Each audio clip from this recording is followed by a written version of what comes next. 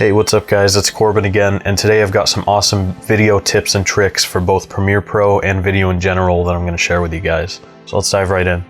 So the first tip that I've got for you guys is how to create a new sequence when you first started your project.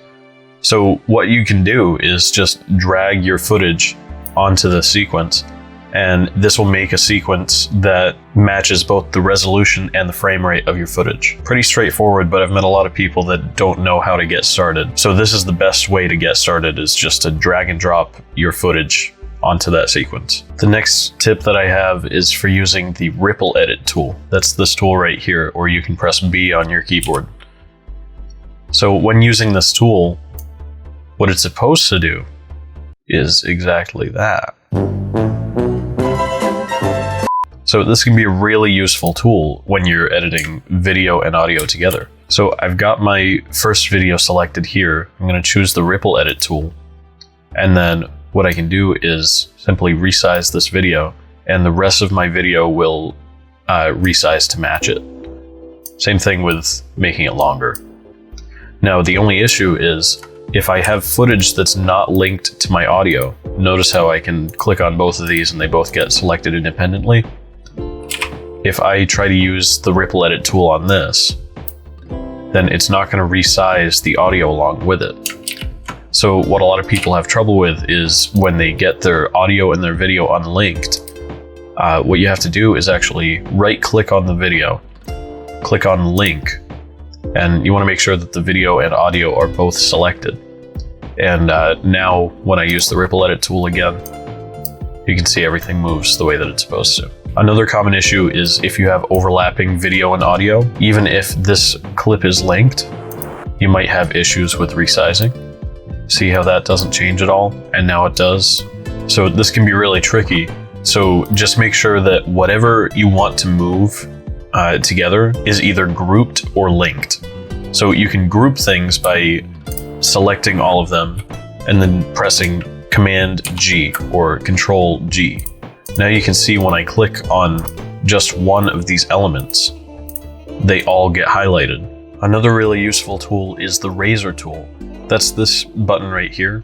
So if I click on that and then I click anywhere on some linked tracks or on some unlinked tracks as well, you can see that it'll just cut wherever I click. So think of it like cutting actual film strips with scissors or with the razor. That's kind of what it's named after. And now you can see I can click on any of these and they're all independent little tracks and I can edit them individually. So now if I want to get rid of one of these, what I can do is right click and go to the Ripple Delete option. And you can see that just moved over all of my audio. So I'll undo just to show you what happened. So this is the one that I wanted to delete. I'm going to redo. You can see it moved everything back over. So that's a really, really useful tool, and I use that a lot when I'm editing. Another useful tool for when you're editing is using keyframes.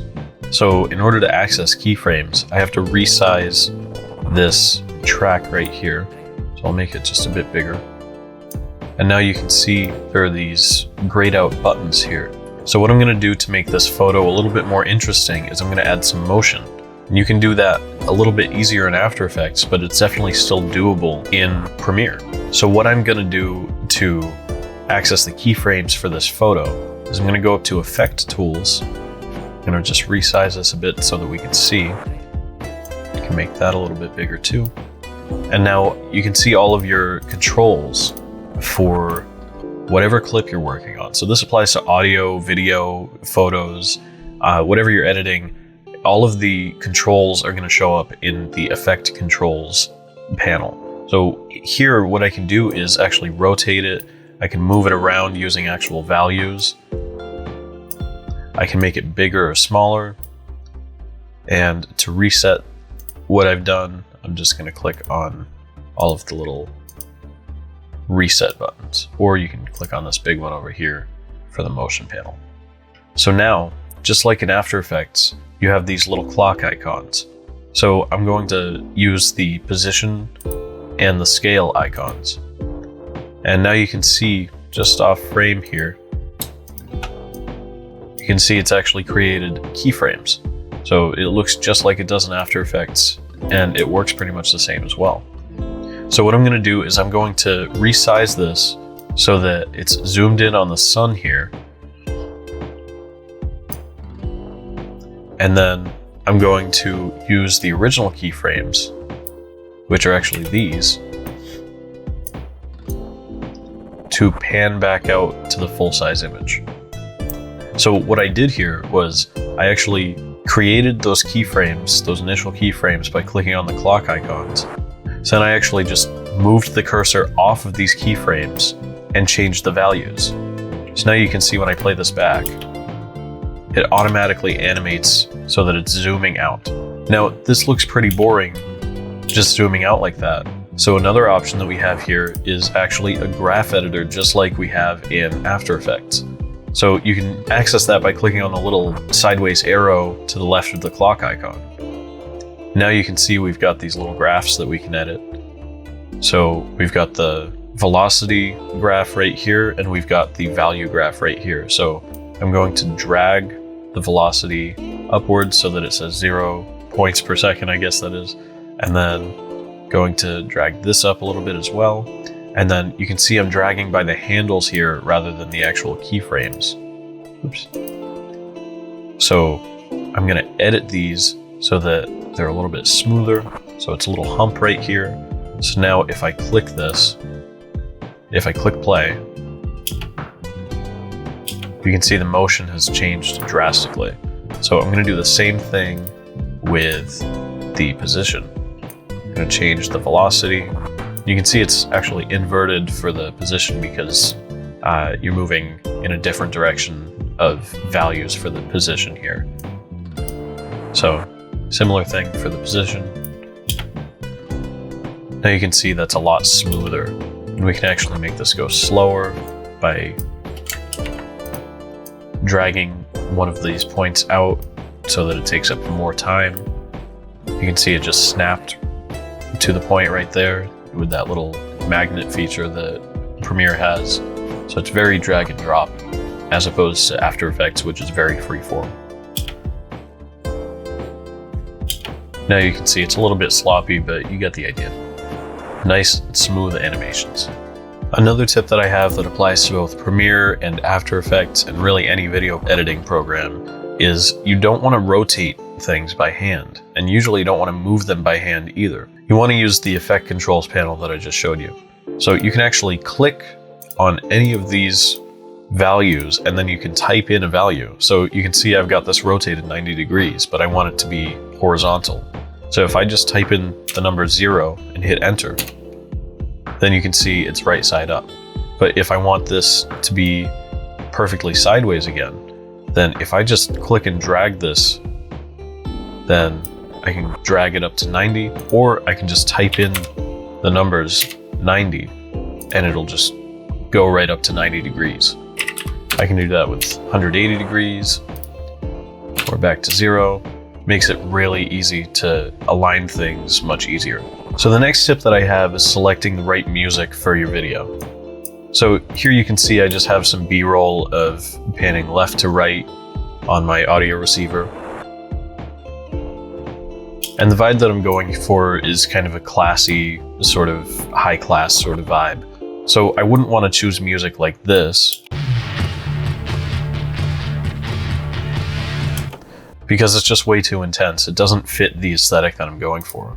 So instead I'd want to choose a clip that's more like this one.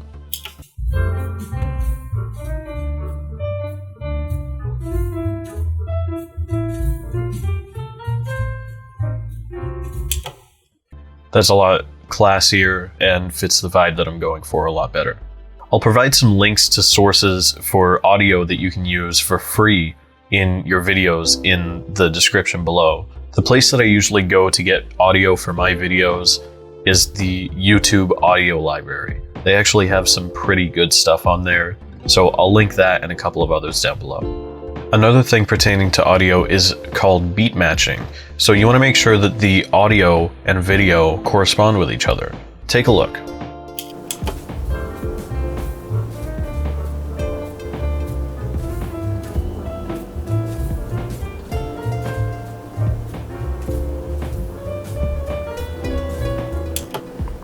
So notice how all of my cuts actually happen on the beat of the music. You want to make sure that the music makes sense with the video. So if I were to, say, resize these so that they don't line up with the audio, watch how funny this looks.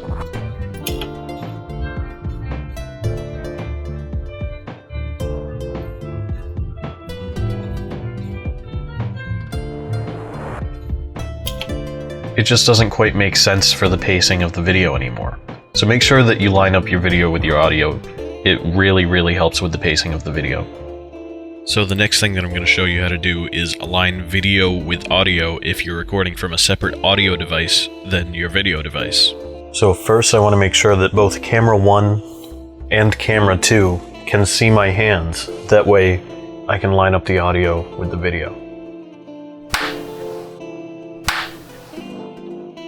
See, that was a pretty good loud clap, so both that camera and the camera behind me could actually see and hear the clap. Now, the clap is going to show up in the waveform of the audio of both cameras, and it's going to show up in the waveform of the audio of my main microphone that I have clipped to me. So what that means is it'll be way easier to visually line up the audio based on where that clap appears in the waveform. And then I can kind of just eyeball it to make sure that it's very close and lines up with the video as well. So here's how to align the audio. So first I'm going to drag in my shot from camera 1, and we'll have that on track number 1. And then I'm going to drag in my shot from camera number 2, and we'll just get that in there. And then I'm going to drag in my audio. So now you can actually visually see where everything lines up in the audio waveform. So I'm going to drag this over as close as I can and just be kind of sloppy here until I zoom way in. Now, when you move tracks in Premiere, you actually can't see the waveform as you're dragging it. I don't like that very much.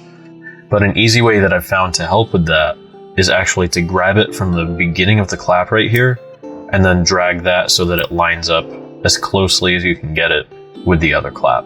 Now, it's not going to be able to line up perfectly because everything lines up on individual frames. You can see how the cursor there behind my mouse cursor is actually skipping along the frames. So it's going to line up with those, but as long as it's really close, you're not going to be able to notice it.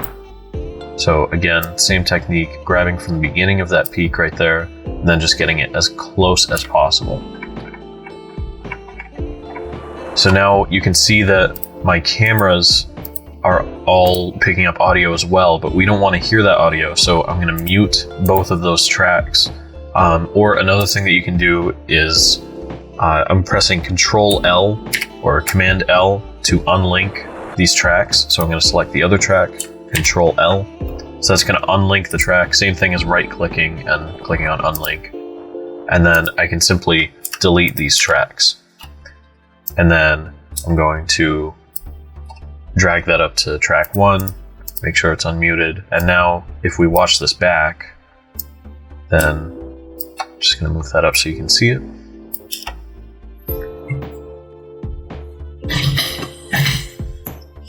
So first I want to make sure that both camera 1 and camera 2. So now you can see that the audio actually lines up with the words that are coming out of my mouth. So now I can cut between camera 1 and camera 2. So here's camera 2. Boop. And then delete that. So now you'll see it cuts between camera 1 and camera 2. So first I want to make sure that both camera 1 and camera 2 can see my hands. That way I can line up the audio. So it's a pretty straightforward process. It's not as intimidating as it looks if you've got a separate microphone from your camera. So the last point that I'll make about audio is that you want to make sure that your audio sounds good in general. Good audio production is half of the battle when it comes to video production. If your audio doesn't sound very good, then your video is going to look less professional because of it. It's a very subtle thing, but you're going to notice it when you're watching a video with good versus bad audio quality. I have a whole video about good audio production in which, ironically, my microphone was broken. So you'll notice that the video looks way less professional than it could have if it had better audio. I'll link that video in the description, and I'll also put the card up here? It's on the screen somewhere. You'll see it. Woo! Here are a few more things to consider when you're making a video. You should always use text and graphics when they're necessary, and take your time to use good typography in the video so that your message is clear. Text and graphics supplement vocals, and they provide context and detail to solidify the stuff that you're talking about. YouTube now allows you to make links at the end of your videos in the form of what are called cards. Now, if you're uploading to YouTube, make sure that you leave some extra time at the end of the videos to accommodate for these cards or links, whatever you want to call them. Finally, you want to make sure that you credit all of your collaborators, including the music that you've used or any sound effects that aren't yours. You want to credit them either at the end of the video or in the video description. Usually it's fine to have it just in the video description, but it doesn't hurt to put in video credits either if somebody was a huge help and you want to shout them out. Always make sure that you're using the same pleasing typography that you're using in your other videos. You want to make sure that it's consistent with your brand. And also put links to their channel or their whatever platform they're on that's relevant to them. Put those in the video description as well. So I hope that you found some of these video tips and tricks useful. If you have, be sure to leave a like. If you like videos like this, then be sure to subscribe. And thanks a ton for watching. If you have any questions, feel free to leave them in the comments below. Have a good one.